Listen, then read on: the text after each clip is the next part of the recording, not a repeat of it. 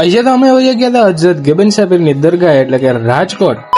કેમ છો અમારા કલેજાઓ? મજા? મને તો મજા મત જશો તો અમારા વ્લોગમાં તમારું હાર્દિક સ્વાગત છે ને ભાઈ. આજે અમે જવાના છીએ રાજકોટ, હું ને આપણો જાણીતો લાલો. તો ભાઈ સવારમાં ઉઠીને અમે નીકળી ગયા રાજકોટ બાજુ. ભાઈ વરસાદ જેવું તો દેખાય પણ એકચ્યુઅલીમાં વરસાદ નહીં આવે ને ભાઈ. પડી ગયું તો ભાઈ પંચર ના કે હવા નીકળી ગઈ હતી. અને ભાઈ જોઈ લીધી આપણે એક નંબર ભાઈ ભંગાર જેવી ગાડી.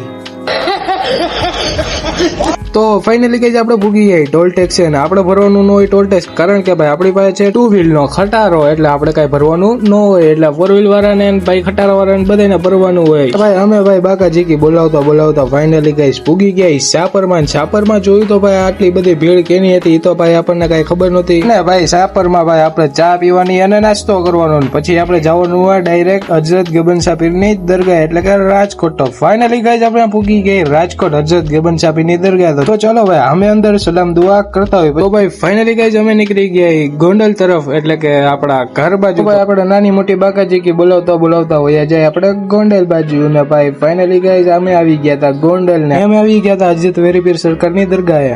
મજા આવે એમ તમે તમારા ફોટા પાડો યાર. આપણી પાસે છે OnePlus 12R.